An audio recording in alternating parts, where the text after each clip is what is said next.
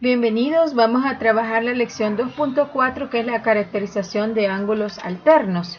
En nuestro libro texto tenemos estas conclusiones. Si dos rectas paralelas son cortadas por una secante, entonces los ángulos alternos internos y los alternos externos son iguales.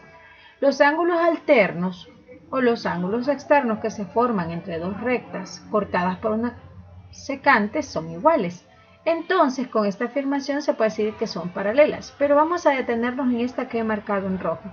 Entonces, los ángulos alternos y los ángulos externos son iguales cuando tenemos dos rectas paralelas que son cortadas por una secante, como tengo la ilustración.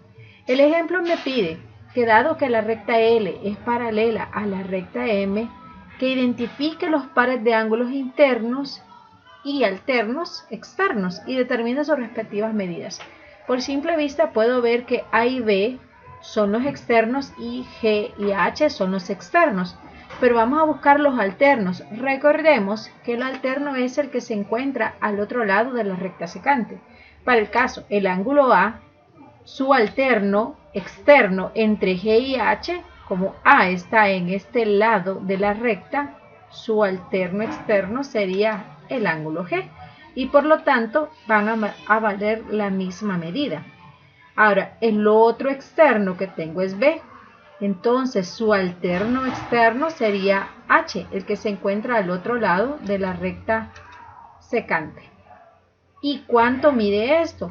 Sabemos que la suma de A más B me tiene que dar 180. Entonces, usted a 180 réstele 125 y eso nos va a dar 55. Por lo tanto, el ángulo H también vale 55.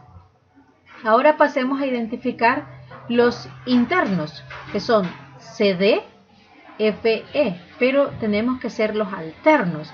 Por ejemplo, nosotros tenemos que el ángulo D tiene como alterno interno al ángulo F, que se encuentra al otro lado de la secante.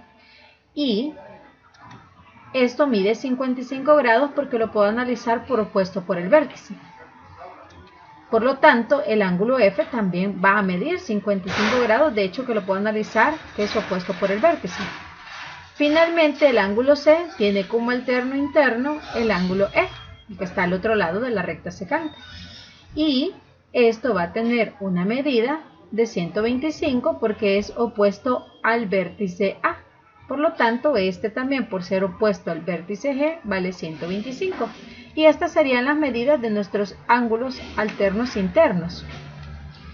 Ahora bien, tomando este concepto de la conclusión, tenemos que los ángulos alternos o los ángulos alternos internos y externos que se forman entre dos rectas cortadas por una secante, si son iguales, entonces podemos concluir que las rectas son paralelas.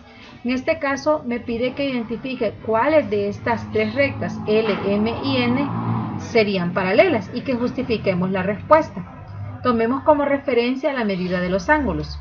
Por ejemplo, este ángulo, ¿cómo lo voy a encontrar? Sabemos que esta es una semicircunferencia. Si a 180 le resto 85, que es el que me han dado, me sobran 95. Por lo tanto, este ángulo vale 95. Lo mismo haremos para buscar este otro. A 180, que sería la suma de los dos, le resto 75 y lo que sobre será 105 grados. Finalmente, con este ángulo van a sumar 180. Entonces, para encontrar esta medida sería a 180 le resto los 95 y eso me da 85. Lo que concluyo que esta recta L con esta recta M son paralelas porque sus ángulos correspondientes son iguales. Y esa es la forma en que justificamos nuestra respuesta.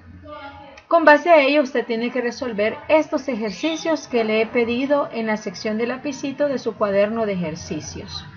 Los espero para la siguiente clase.